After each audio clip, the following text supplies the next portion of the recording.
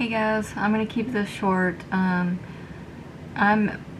rearranging rooms. I mean, I already started rearranging this room, the bedroom, but I've moved my desk in here for now because I was sleeping in a loft bed, and I felt like my desk was underneath it, and I felt like I was in a cage.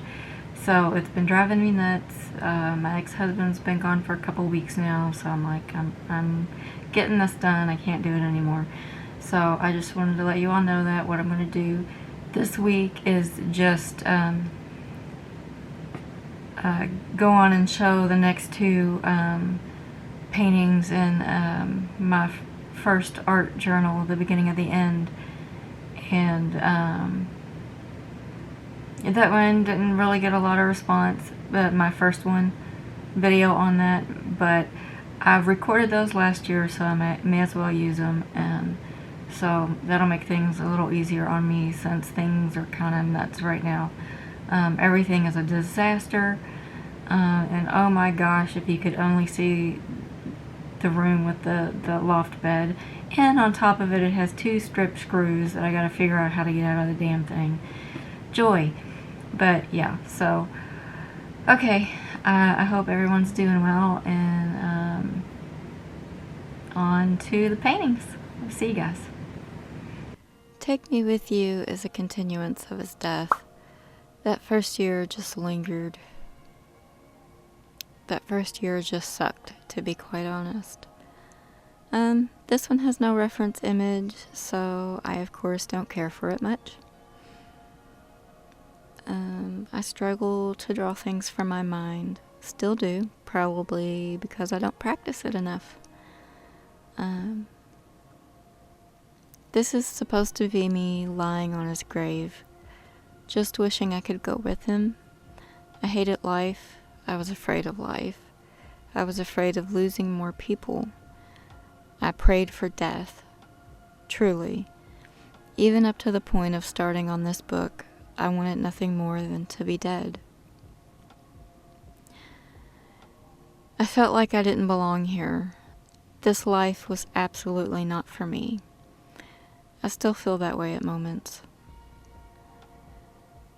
The main thing I wanted to accomplish in this painting was the look in her eyes. I wanted to convey these eyes were once full of hope and were now lost in despair. I'm not sure if it's the pastel-like color I used with that expression, but I feel like I pretty much nailed it. Well, for being so new to this. I think the grass is a little bit better in this one than it was in Where Are You Going, Daddy? I got the black rose there signifying death, and you cannot see it in this. I did put when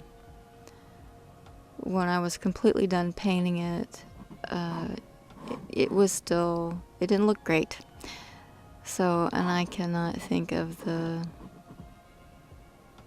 word at the moment, but where there's darkening around the corners. So in doing that, you cannot see that this is the base of Dad's gravestone.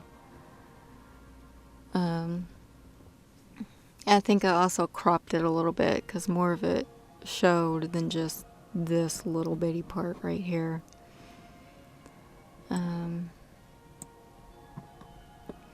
If you notice, she has a pointy ear, and that's on purpose because I have a pointy ear, like my dad. I don't favor my dad. I favor my mom. I've been told my entire life I'm the spitting image of her. But one thing of Dad's that I do have is his pointy ear. So that was important to put in there. And I wore long sleeves even when it was hot, underneath a t-shirt.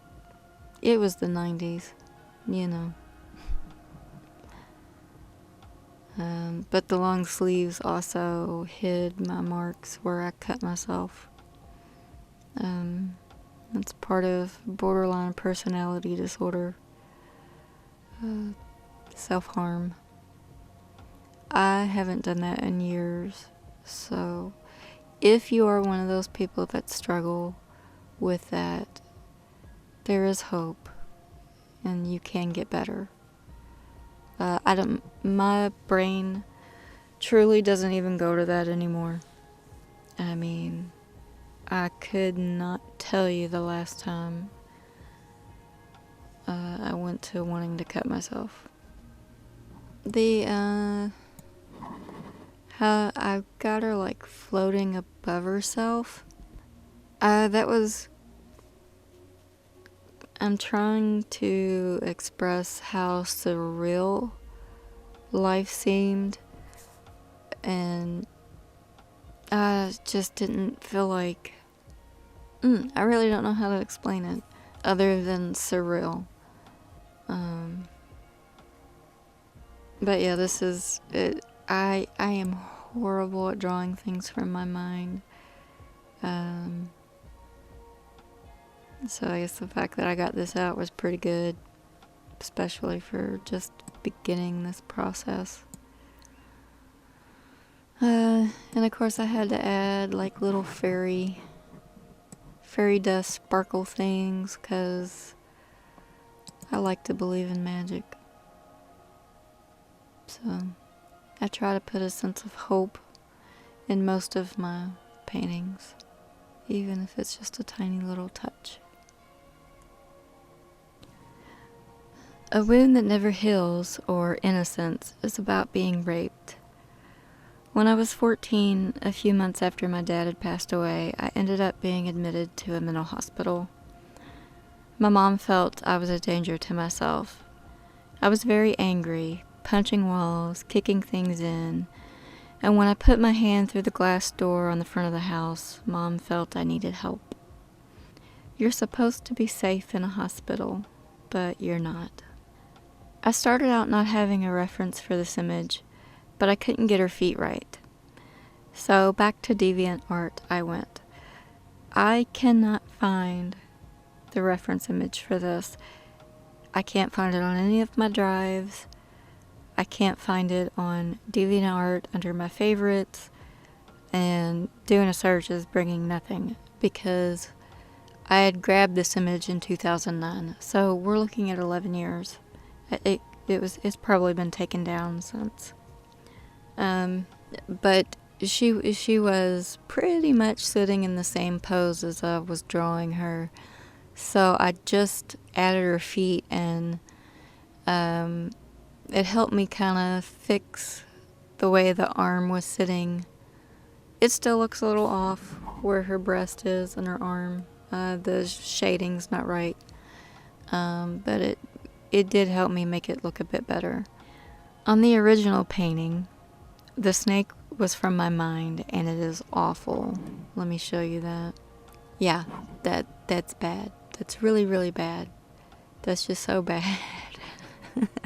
I hate it so much. I updated it in 2014 with a reference image I believe was from iStock. Again, I can't find the reference image for that. These are probably both on my external that has since died. The butterfly on my shoulder is symbolizing the time of my life that this happened. I was at the age when you transform from a girl into a woman. I found this to be more tasteful than trying to paint someone who was clearly at a young age. The snake, of course, represents the sin of stolen innocence. While I had already lost my innocence when I was 6 years old, this incident reinforced that. I also think I held this as such a pivotal moment because it happened so soon after losing my dad, and in a place I was supposed to be safe. And nothing bad is supposed to happen to you when you're in a hospital. Nothing bad of that nature anyway. Everything around me was just falling apart. Even more so than I thought it was before. And I would get trapped in this time of my life for years to come. That little paragraph there says it all. I wanted to be saved. I didn't realize that the only one to save me was myself. Took me until doing this book to realize that, honestly. But, yep, I felt completely lost forever.